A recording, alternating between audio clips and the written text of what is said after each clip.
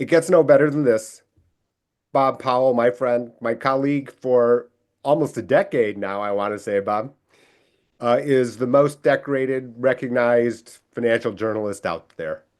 He's the editor of Retirement Daily on TheStreet.com, and he started a new podcast on Yahoo Finance with what, 6 trillion views a day or something like that, Bob. You I, know, I, 100 welcome back, Bob million, Powell. Thanks, Bob, right? for joining. Oh, thank you, Jay. It's 100 million visitors a month or so, Jay, apparently. That's And just and wild. and their lead anchor, Brian Sazi, has over 1 billion views just on his videos. It's insane. You'll get there soon, Bob. You'll Yeah, get there soon. I aspire to that, yes. If I go on the site and I want to talk to you about that. So how long has uh decoding retirement, right? Is the proper name? Yep. So we began in earnest last September as a pilot, and we've been airing one vodcast is what they actually call them, Jay, because they're both video and Sure. audio, one a week ever since. And I think we're over 35 episodes now. We've had people, many of whom you know, like David Blanchett and Michael Finca and Wade Pfau and Olivia Mitchell just came on. And I just spoke with Bill Bengen this past week. We published him yesterday, as we're speaking, we published him and his new 4.7% withdrawal rule. So we've had some great guests. You will join me on that shortly, I hope. Look Uh, forward to that. yeah, and the goal, ultimately is to provide people with the insights of the leading retirement subject matter experts and to get it to learn it straight from their mouths. We had Fritz Gilbert on, Jay, who I'm not sure if you know him or not. He writes the Retirement Manifesto blog. He wrote the Keys to a Successful Retirement. I've And seen it.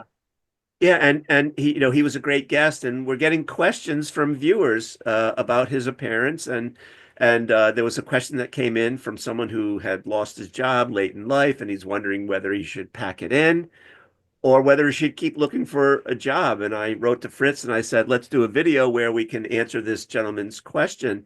And he said, this is a tough one, whether, Right. late in life, whether you should, pack it in or keep trying. And I don't have an easy answer for it either, because I know people who have late in life been let go of a job and they've been trying for over a year to find something Oh and yeah. to no avail. So, it's not easy to be ageism exists and but people really need to in that position fully understand whether they have enough to, right, to fund their desired standard of living, not just for 30 years, but JP Morgan will tell you now 35 years.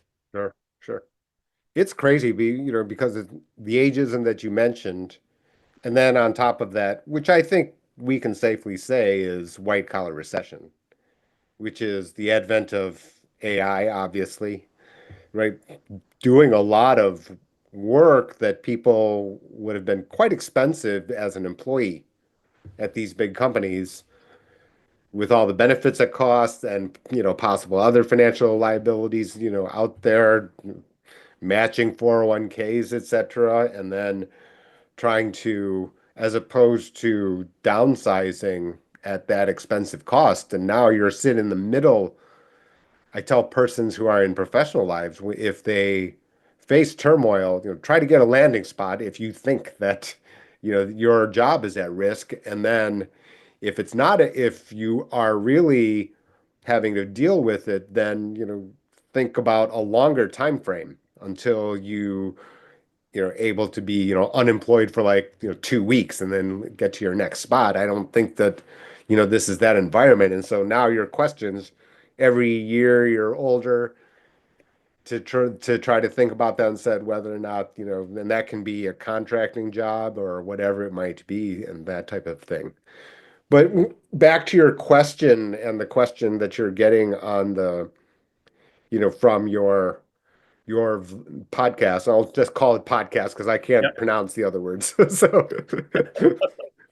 so do you think that as far as you can see, and you've got the metrics there, are we, I always wonder, do you think that we are reaching people, enough people, a wide variety, enough people, kind of the people who actually need the information or lack the information effectively?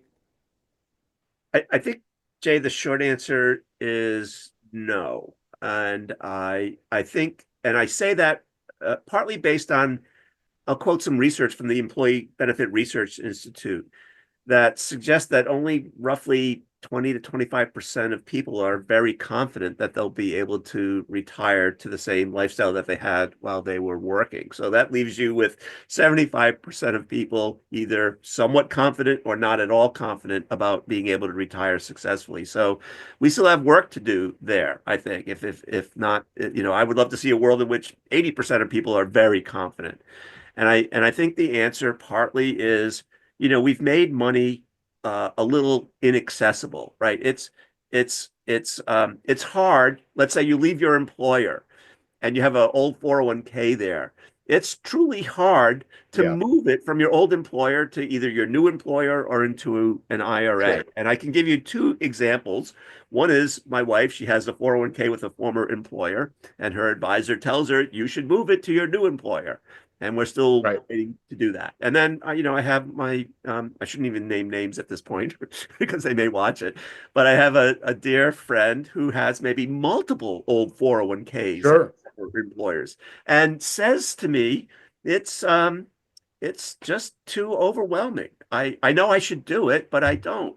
And that's just like a really simple and easy task, quite frankly, right? I fill out a Yeah. form that says I'm making a trustee to trustee transfer, and I send the form into my new employer or my new brokerage account or wherever the case may be, and it's done.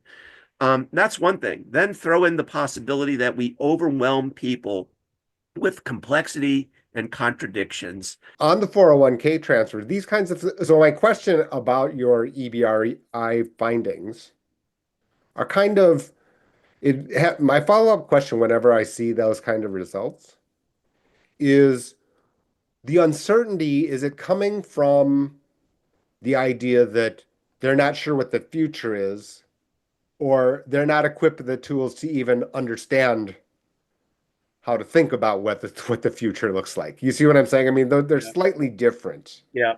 I think, if I think back to the most common question that a financial advisor gets from someone who's on like retirement's doorstep is, do I have enough? Right? They don't know, right? Because they don't know how much retirement will cost, or they haven't figured out how much income they're going to get, or they haven't ballparked what their planning horizon will be. Mhm. Right? So there needs to be some work on their part to do this. And can you do it yourself? Sure. Can you do it better with the help of an advisor? Most definitely. And it doesn't mean that you have to retain the advisor. Maybe there's an advisor who will be your sounding board, who will Sure. just do the plan to say, yes, you do have enough to retire now, because that's ultimately what people need to know is, do I have enough? And in the absence of that answer, sure, 75% of people will be less than very confident that they can maintain their standard of living in retirement. I think that's it for me. When I saw your podcast and I watched a few of the videos over the last few days, one of the entries was about younger generations. Mhm. And for me, I was thinking to myself, and I question myself all the time on this specific thing, even about my book, for example, Maximize Your Medicare, which is how do we reach the generations prior? Right, because it's kind of like you started this conversation with, okay, talk about EBRI and retirement and people approaching retirement and ageism, which is really for, Gen X, if you will, plus. But my question is, and I also about especially given your new platform, Yahoo being just everywhere. Yep. Can we get to millennial, Gen Z, I guess I don't even know, Gen Z to even get the ball rolling, right? Because now interest rates are no longer zero, right? I mean, Yep. in other words, saving now for a 25-year-old, 28-year-old actually matters now, right? I mean, before savings rate was zero in a bank. Now, a savings account, it can be 4 low 4%. Compounded now is a real number. Yahoo has one of the ways to get there. What do you think?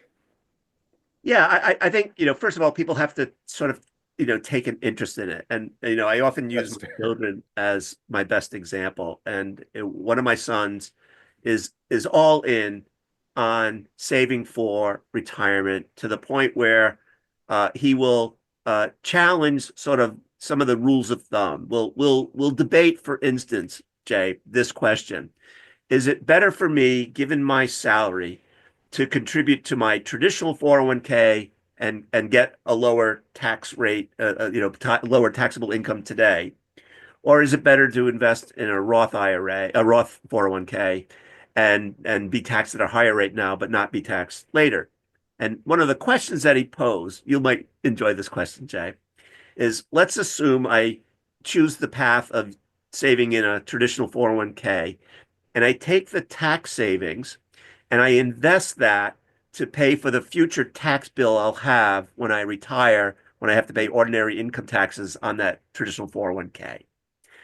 Now, that's a deep question, right? And it's a That's question. a deep question, right? But he's taken an interest in it, and Sure. he's read Michael Finke's book on saving for retirement. He's in the camp that I'm not going to use a target date fund. He's in his 20s. I'm not going to use a target date fund because they're expensive, and I can do this easily by just putting 80% in an S&P 500 index fund and the rest in a AGG, bond index ETF, let's say. Sure. On the other hand, so he's all in, right? He's a student of the subject, That's extreme, right? I mean, right? to be fair about that, that's That pretty that all extreme. right. I'm going to give you the other extreme. Now, my daughter, despite us, growing up in a house where we talked about money, where she took a personal finance course in Right. in high school, where she was a business major in college, is just mildly interested in this. But she goes to a seminar, lunchbox session at her employer, where there are two people speaking. One is Mrs. Dow Jones, right? One of the more famous finfluencers on Yep. Instagram and TikTok, and Caleb Silver, who's the editor of Investopedia. And it's at that point where she makes the connection between what she's investing in her 401k and what she's doing, right? It took that personal connection with a finfluencer ultimately to sort of inspire her to think more about her 401k and how she's saving and investing. And Is that the path? I mean, so much of the information, I've learned more about Boston in the last month. I've actually spent time in Boston. You know, from TikTok than anything. But like I said, millennials and Gen Z, for example, yeah, is it TikTok? There's a word, right? Finfluencer or something. influencer. Yeah, I think for some that's the path because that's how you make a connection, right? We now the challenge, of course, is people will say it's really hard to distinguish the good from the bad Yeah. influencers, and I think and it is a challenge. But I would say if you're going to use TikTok as your source of information, check around. Mrs. Dow Jones, fine. Humphrey Yang, fine. But there may be others, many others who I don't know who may be less than fine, who are giving you bad advice. So I think maybe again, this is a case where you find a sounding board, right? And double check. Again, right? Don't accept wholesale someone's advice from TikTok, but double check it somehow. It's just wild. I mean, because I struggle with this all the time. I mean, to be candid with you, like for example, this happened this past week. A parent passed away, and the adult children took the ball and said, "I need to help my mother." They don't know, and now all of a sudden, the very first statement I had to the sons was, "Thank you for reaching out and intervening here." Mhm. And Yeah, now, because that allowed me the entry point of, yeah, here's the list of things. And since you've never really been anointed with, any of this, language and terminology, etc., you get a blank slate. yeah, And so you don't have bias. You don't get, You don't have you don't have the influence of the wrong information or incomplete information, and then you can just decide for your mother, all is one, and now we're in a good place. Yeah. But I'm just thinking to myself, and that this when I think about, when we talk for thestreet.com and, Retirement Daily and the other locations that you're so good to share our, interviews, is are we reaching as many people as we possibly can? And are these people also thinking about, hey, my sister is facing this. I should tell my sister. We don't, uh, and this just still remains the open question to me. And just wanted to, discuss with you how you found, because you're out there everywhere, right? I mean, you're to the Yeah. professional market, you know, Yeah. for those people who don't know, Bob, well in the years before we knew each other, Wall Street Journal, Market Watch, the list goes on and on and on about all the locations that his articles have appeared. But now Yahoo Finance different, really, right? FinStream different, right? The aiming, the demographic being aimed. I'm just asking you about the effectiveness of it. Yeah. I think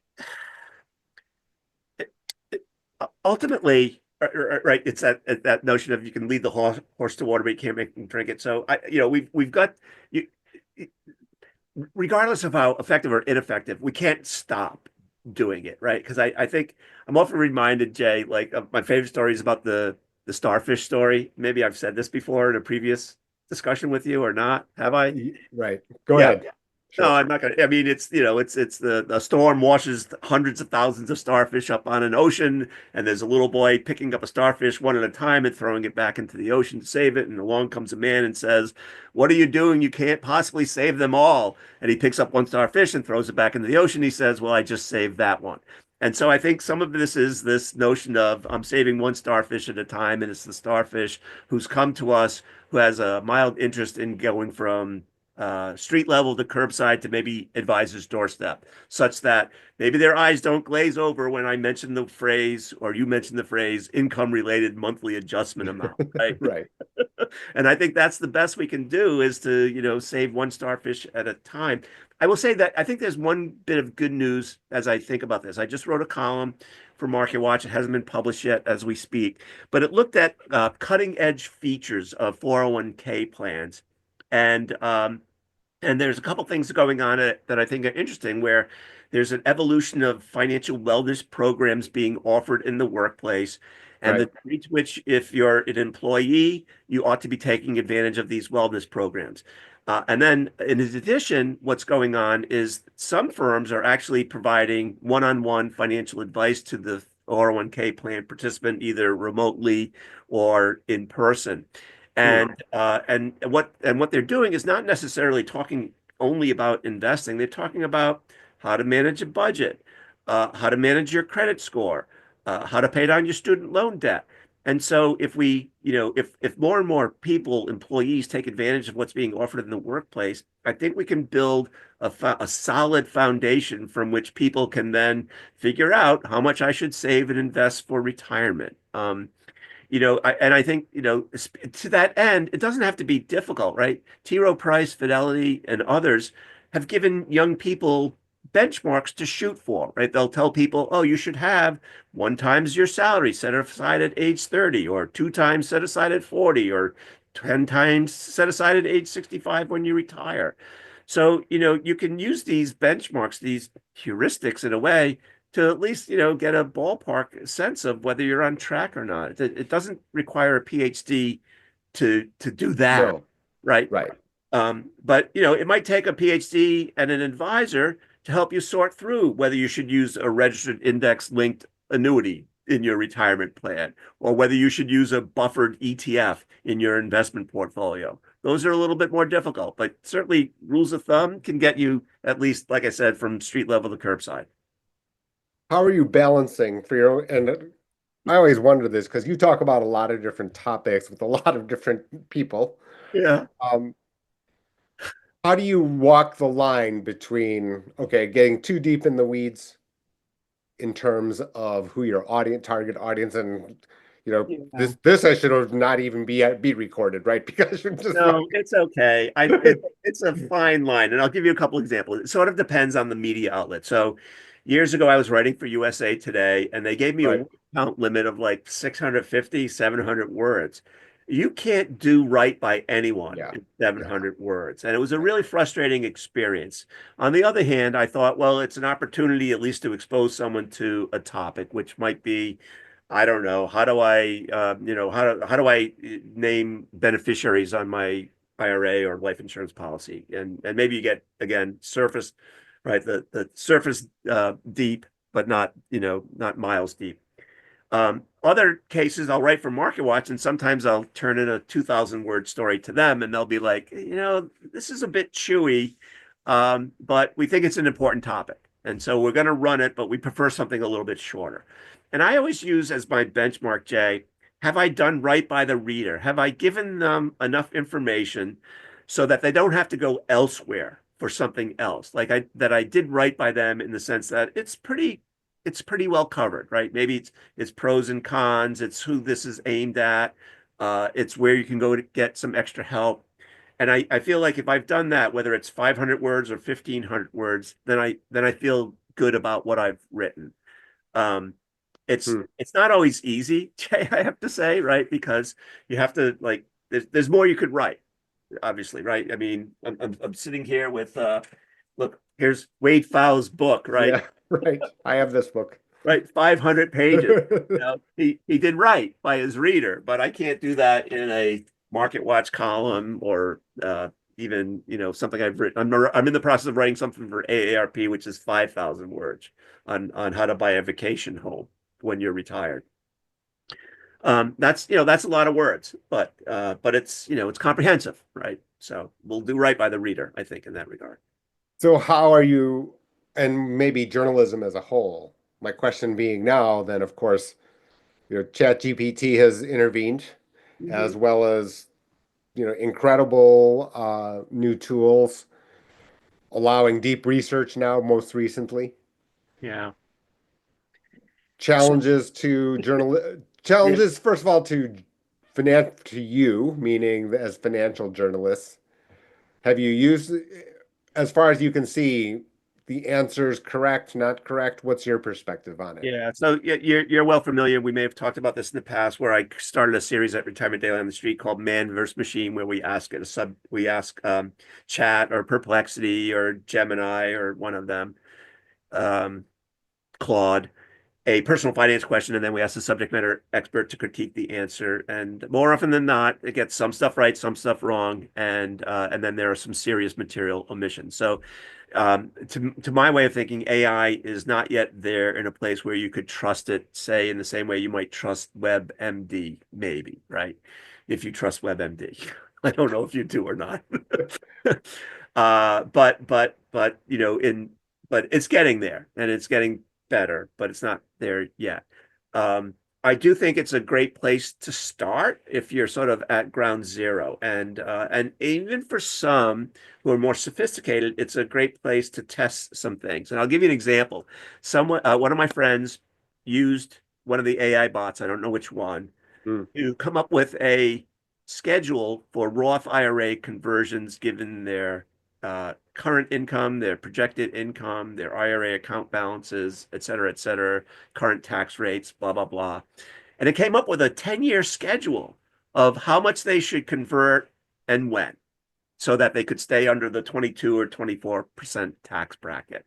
Now, was it accurate? I don't know. I didn't run the numbers myself, but I think imagine a world in which you say, I want to do Roth conversions. I have a financial advisor.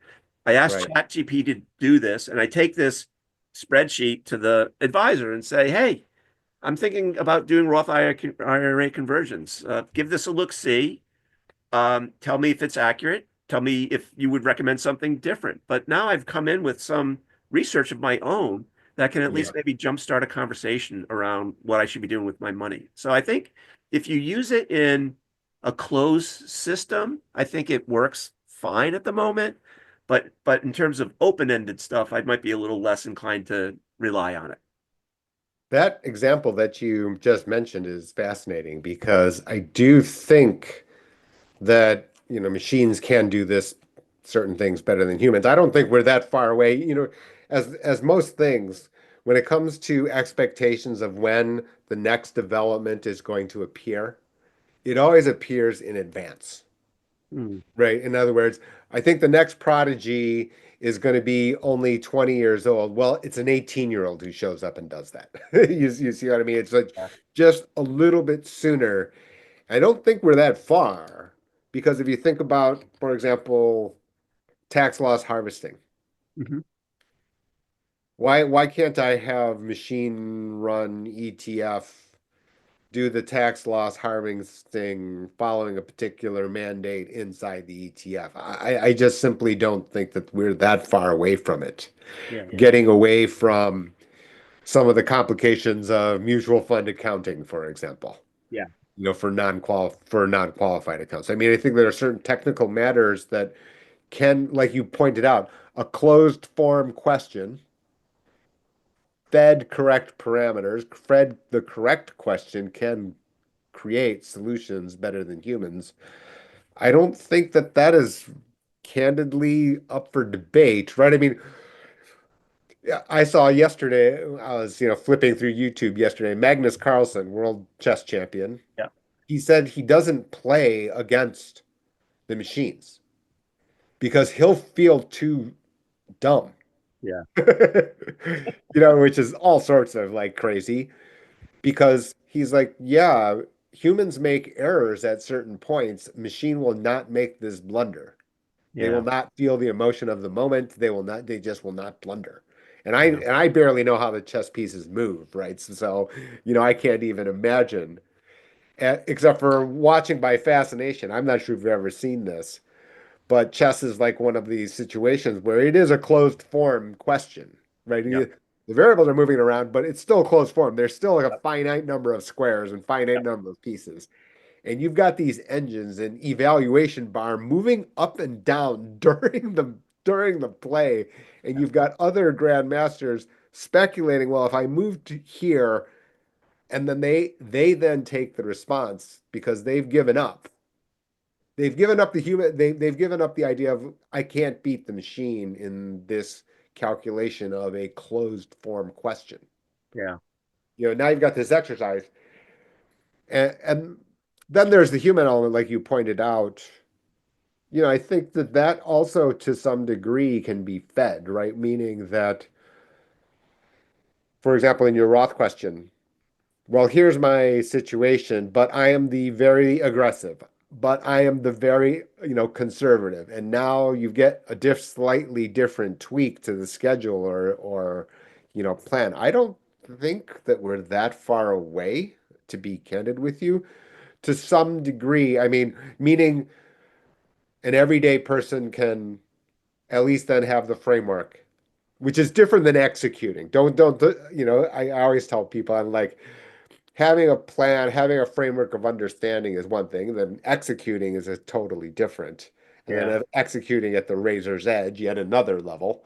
Yeah. But I think that AI and these tools, but as far as you're thinking, from what I can hear, you're getting the answers and maybe the frameworks, but not the specifics quite right yet. Yeah, I mean, I think just use the Roth IRA conversion question for a second. Let's say, for instance, because so much of it depends on the prompt. Let's say the person didn't enter their age, and all of a sudden they're Yeah. doing Roth conversions that impact their Medicare Part B and D premium, which is something that you would have picked up, but maybe Sure. because the machine didn't know about it or didn't factor it in or didn't ask how old you are, it gets lost in the fray. And all of a sudden, someone, if they decide to use this without the help of a professional, they're making decisions that, have right downstream consequences that they didn't even contemplate. Right. And I think that's something where, again, like if I don't know the right question, and I don't have a human to sort of back up this table, well, then, it's really not in my best interest to follow it, I think, right? Or because I don't know the negative consequences that could occur. That's where I think, again, right, a good place to start. Like I can tell you this. I went to I had a some sort of diagnostic test, and I got the results back, and I ran the results through AI. And then I wrote to my physician and said, "Hey, AI said I should be worried about this if this happens." And they were like, "You're fine. In fact, you don't even have to do the test like for years. We can wait 5 years before we do this test again." But had I relied on I would have been on like anti-anxiety medication because it put me in a downward spiral, right? Because it would Right. have me thinking I was on, my deathbed. I'm sure if there's any viewers or listeners who are physicians, they will immediately eye roll because I'm sure that has happened an infinite number of times. Right. I, Before AI, right? I was like, right. Dr. Google told me that, I need to like make funeral arrangements now. All right. But one quick note. You mentioned our famous chess player who, if memory serves, was banned from playing in one of the chess tournaments for cheating. And I would say that maybe he doesn't want to play AI because he can't cheat against it either. There's what happened is this was a couple of years ago that he walked out because he Yeah. thought what he was being cheated on Right. Okay. by a challenger. Right. Right. Right. Yeah. That's right. I'm And sorry. when facing that person, so this was Magnus Carlsen and Hans Niemann, I think is the Mine's, name of yeah. the player, Yeah. right? Yeah. That's right. I got Who the was name. the accused, and Apologize. not no defamation of either two because I think that there's no real actual evidence. So anyway, you know, Yeah. not to be resolved, They've but both been allowed back on chess.com, if I'm not mistaken. Though right. I learned more recently, you better dress appropriately to play in a. You learn all sorts of it's like crazy. So, what you were saying about the prompting, if you had to be then 30-year-old Bob and was it finance or journalism? And now you put yourself in the time capsule and now you're 30, you've got these tools. Is this the path or you just go to direct to TikTok and start hitting record? I think I think TikTok would be the way to reach the masses, I think. Um, if you think about it, platforms, Market Watch, millions of people view it, Yahoo, millions of people view it. Um, but it's hard to go viral there, I think. And the Yeah. opportunity to go viral, I think about Humphrey Yang. And I don't know if you follow him or not, but early on when I did, I thought, well, this is pretty basic, simple stuff. He's describing what a dividend is, or what a stock buyback is, or what a earnings per share is. Pretty basic stuff. I could have done that as a 30-year-old easily, and taking advantage of the platform to help educate people in ways that made it accessible, right? So I think that's the route that you would go.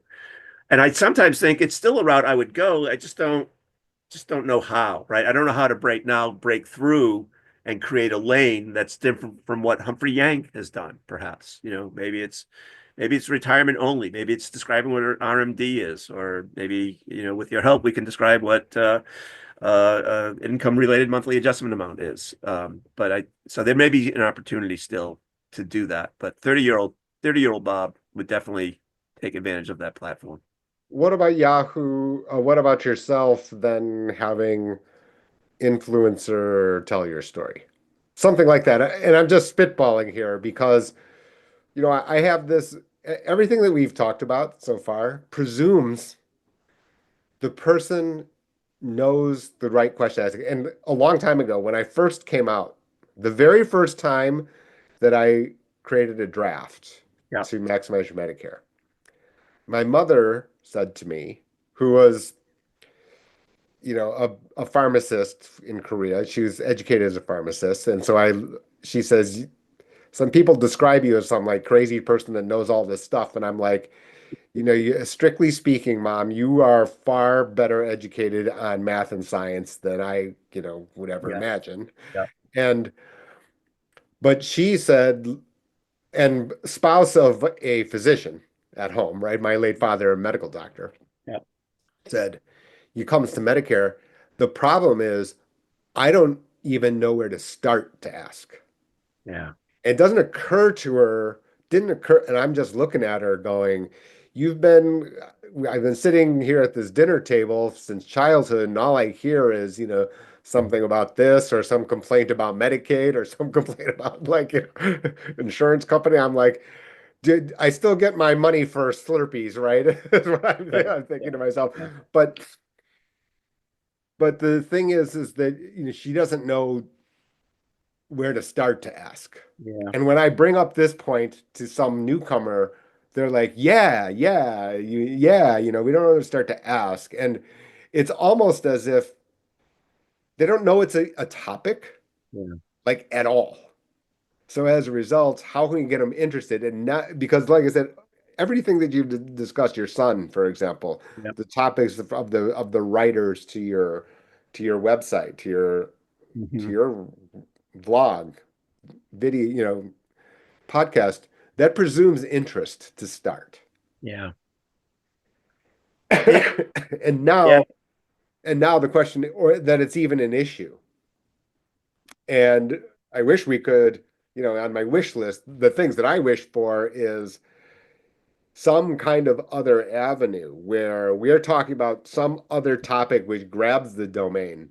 And then, oh, at the end, almost as like the outro. Oh, yeah, you're clipping coupons for 50 cents, that come in the mail for a Subway sandwich, for 5.99, yet you totally disregard $700 a month of extra, home and of homeowners insurance because you didn't want to check around or Yeah. something like that. Something like that, where they don't know, but you just raise it to them kind of like in an offhand way as almost like a byproduct to the main line of what, we just talked about Boston talk. And then all of a sudden, oh yeah, by the way, in Boston, these are the different rates or something Yeah. like that, and that's your Yeah. outro. You Um, know, I don't know. I mean, like people, on the one hand, people love hacks, right? Jay, they love hacks, don't they? I mean, at least I do. And I think maybe oh, we can give them some, life hacks that are around their money, and maybe that's way to get them in. Right? I mean, that is not bad. That is not bad. We should definitely think because we've seen other persons that are experienced, and I'm not sure how much you've, explored on TikTok and, YouTube Shorts, Reels, things like that. And let's leave Reels and yeah, YouTube Shorts to the side. But we've seen the other, prominent financial people making TikTok material that I hasn't resonated, I don't think. And I think as a result, kind of have like thrown up their hands. Right. hmm, In other words, they try to put their CNBC talk onto TikTok. It doesn't work. yeah, You see what I mean? Because yeah, much less than draw in the person who doesn't know what to ask. hmm. So now we're sitting there having this open question. I just don't, and we're struggling here in full view of the public because of the fact that this just becomes a challenge. And this is why I tell people when they approach us here, I can make tons of videos with Bob Powell on the street.com. Guess what? They don't add up to diddly squat compared to you just tapping them saying, "Here's Jay's email. Call it. Send him Yeah, an email." I Now, know. now they're all ears. Yeah. I think so. Here's a recent example that just happened in the mail.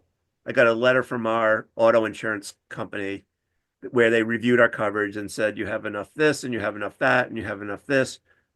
We don't know if you have umbrella insurance, and if you don't, you should get some, right?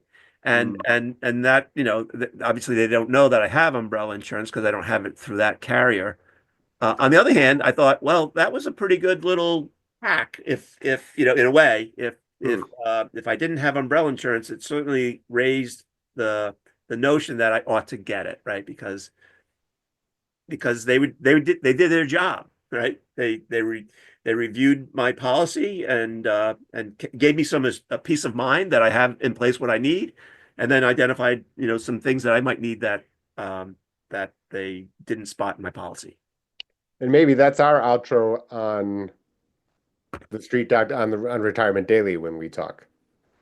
Yeah, That, just as the last, saying that we have that phrase thrown yep, in.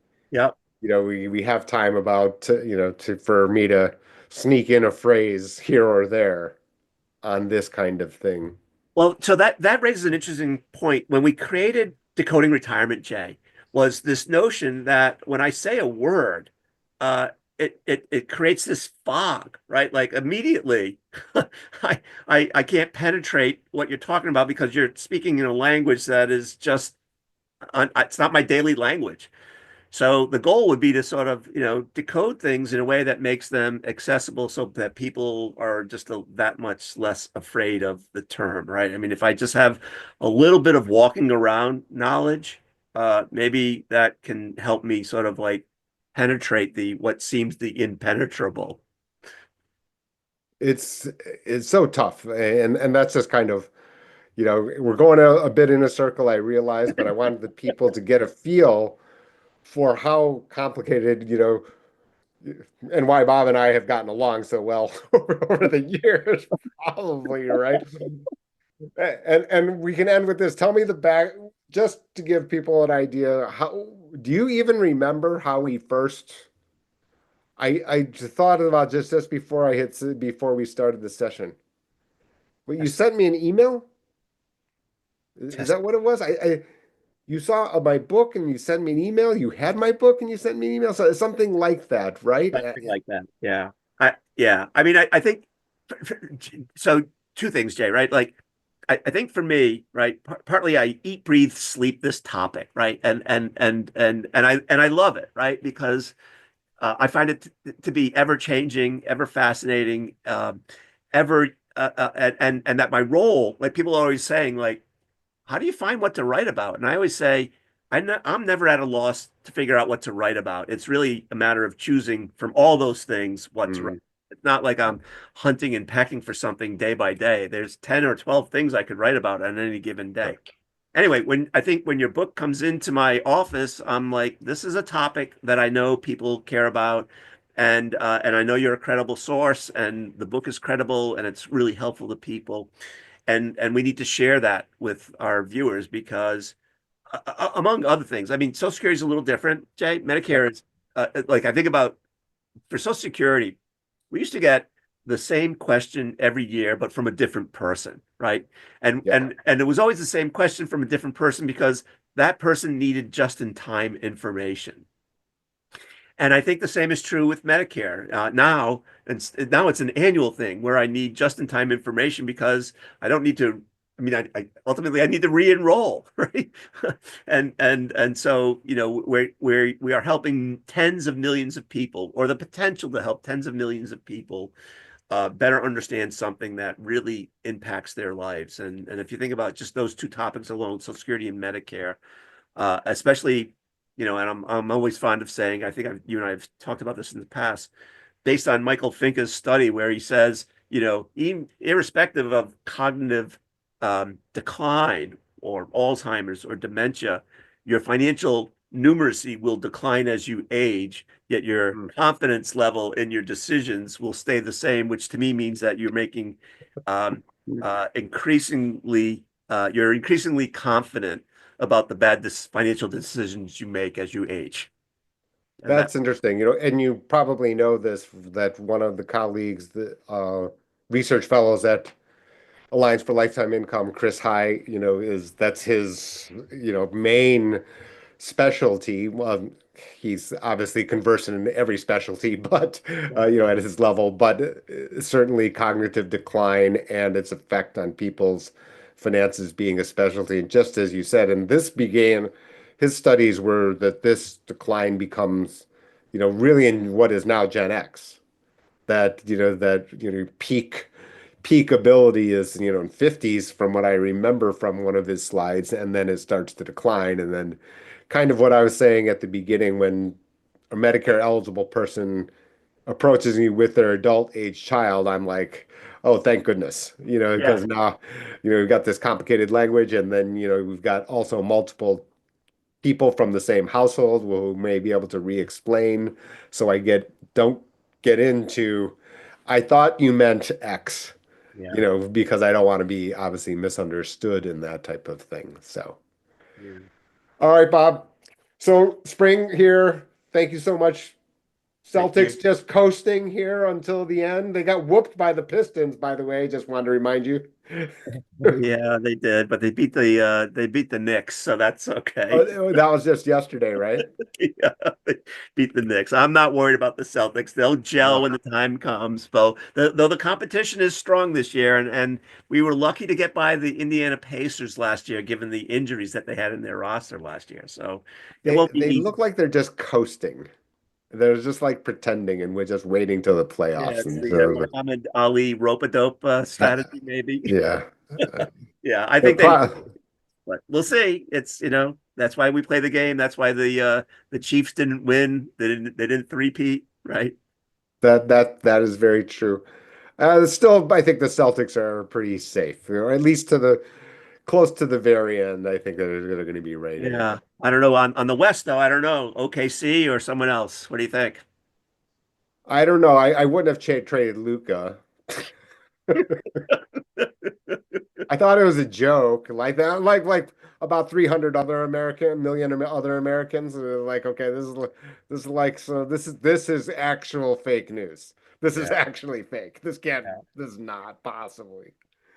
So actually, before you go, since we're talking sports, and I know we could go on forever. Um, when we talk about whatever Gen Z or whatever they're called now or Alpha, um, I think there's an interesting phenomenon going on, which is many young investors are equating many of them have like DraftKings, right? On over here. And Right. and they're equating investing like gambling. And I feel like there's an interesting dynamic going on where people are not be, they're becoming speculators in the market as opposed to investors in the market. And I don't know how we combat that, but it's getting people interested in investing. Whether it converts them into prudent investors or not, I don't know. But it's an interesting. And now you've just extended our Sorry, broadcast you'll like forgive 15 me. minutes. No. I'm glad. I'm glad we're here. I'm glad you You introduced this mentioned topic. sports and it triggered my Oh draft. yeah, oh yeah. Because the reality is that we're going to have this long form. Now I've got a break point. This is going to be its separate standalone guy. Okay. Because so by DraftKings, is that the betting part, which is just the sports book part, or the daily fantasy part? They are different, I think right? it's the daily betting part where I can take whatever, a prop bet on whether someone's going to sneeze at halftime or something, all right, or et cetera. Have you ever seen so you know what daily fantasy is, right? This is where you build the team Yeah, and then somebody makes $1 million if they pick the team and they're assigned the fantasy points for the yeah, yeah, team they built. yeah. So, it's been one of my messages, Jay's Quarter, the newsletter, videos, everything, which is that the technology that we use in finance has been exists in other disciplines Yeah. all across the board, right? We talked about chess, for example, and like this problem solving. As you know, I interviewed Kevin Rabitschow, world-class poker player who is actually a commentator right now in on the other side of the planet on Triton. And we have that here in this daily fantasy is that building a portfolio of players is Hmm. very similar to the efficient frontier Yeah. from, modern portfolio theory. It's really similar, right? Because if you think about it, under modern portfolio theory, for you gearheads who understand what that is, so this is the technology used for targeted date funds, right? Yeah. And every of the diversified portfolio, when you're building diversified portfolio, you're trying to get the highest expected return and reduce the variance. And you're thinking about correlations across asset classes. This Hmm. is the general setup.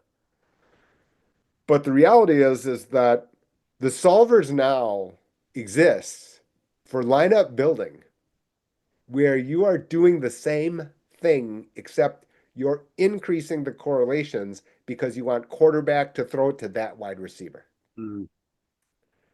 So, it's your perfect example of this weird thing where you've got the very similar technology just using, but okay, somebody from daily, and then really what sticks in my the back of my neck is when like the daily fantasy professional then starts saying, "Oh, my homeowner's insurance is a scam." The numbers are a scam. What do you mean the numbers are a scam? You've just cranked out like, 75 scenario and then you right put in thoroughly the maximum number of lineups into your benefit here because you're playing probabilities, variances, Yep. and correlations, right? And yet the parties over here are using the same technique to talk about, the pricing of homeowners and auto insurance and other insurance. Like, oh no, this party over here, they're scamming. Yeah, it's just like unbelievable to me. Yeah.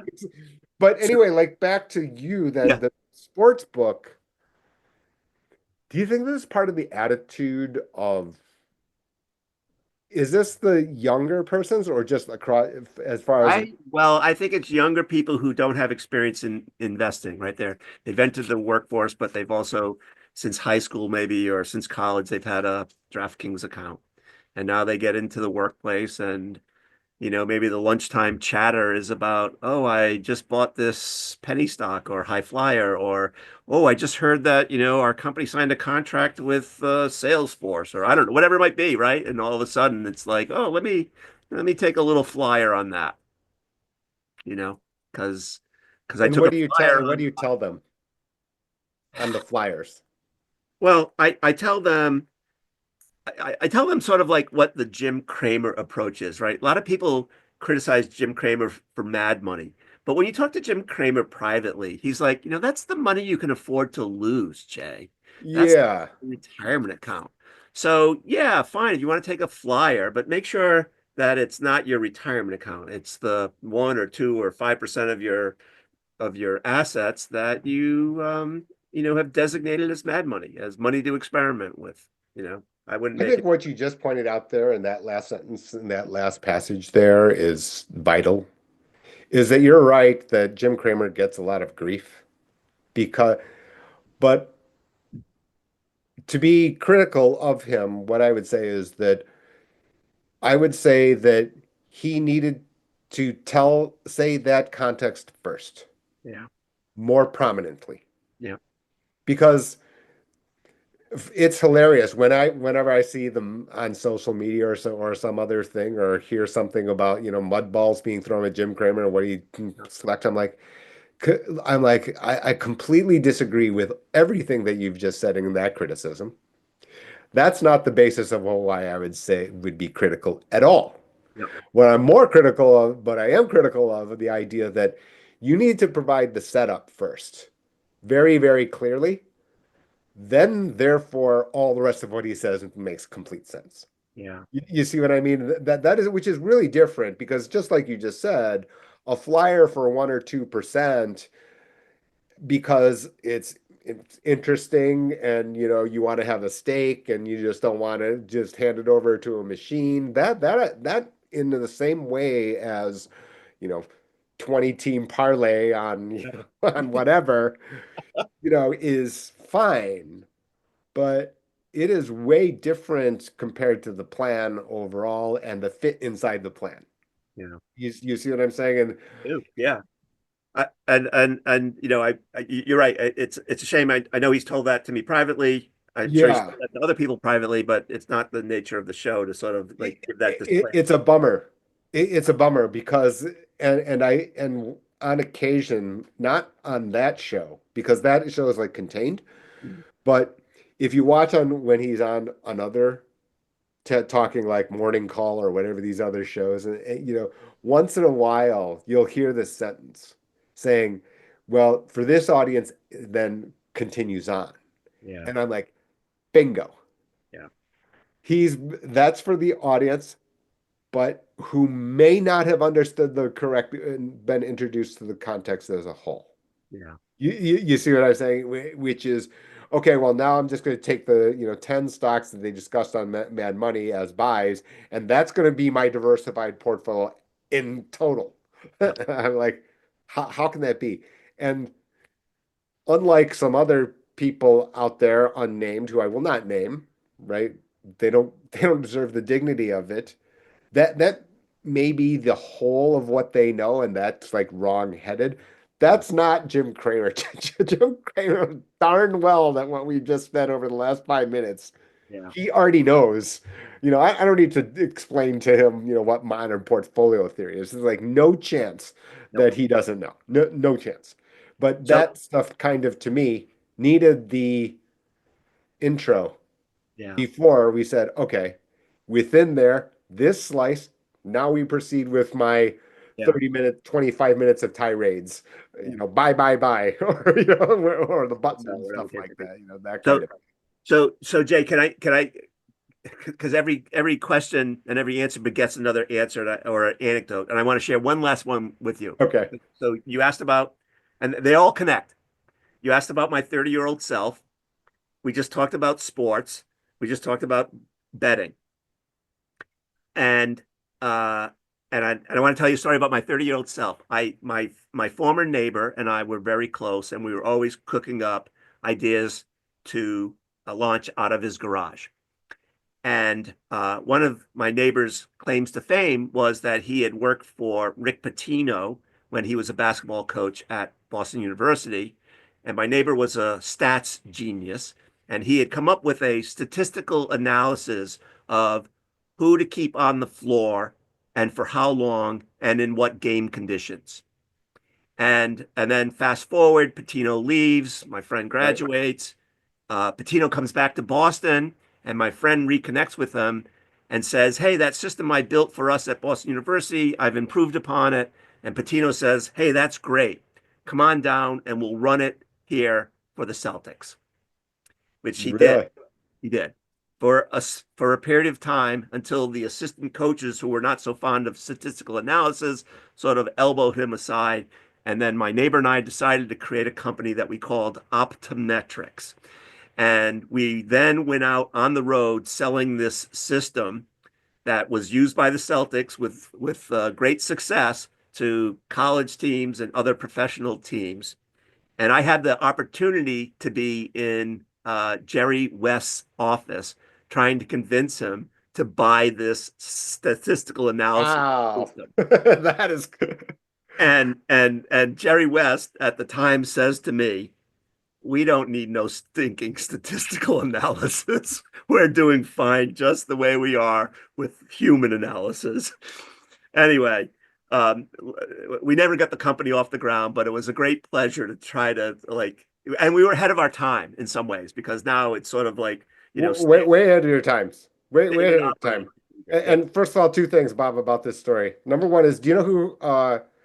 He just goes by Haralabob, right? There's a huge story. He ran analytics. He was fired from the Mavericks, and he did this thing, and he became famous and very multimillionaire on betting on edges in basketball due to the things that you're talking about Yep. right now. Yep. Yep. And he's a famous gambler and poker personality, not a professional, but which is a similar type of Nash equilibrium exercise. Anyway, so that's number one is that you are the precursor to that. That could have been you, It could have been, right? and all this would be, we wouldn't even be talking now because I'd be a sports guy. And the second thing is that we've been talking for 10 years. You've never mentioned this. I don't want to talk about retirement. I don't want to talk about Medicare or health insurance. I want to hear about more stories about this kind of thing. Yeah, All right. well, all right. So he and I also cooked up a business of novelty goods, which include things like securitize, which would be ties that had like images of securities on them. or alphabet ties, which would have alphabets on them, or something we call fan belts, which would be belts with logos of sports teams on the belt. The only boring story I have along that line is that one of my colleagues from my first job after business school, yeah, that one of his college classmates called him up with the business idea. Yeah, this selling books over the internet will never work.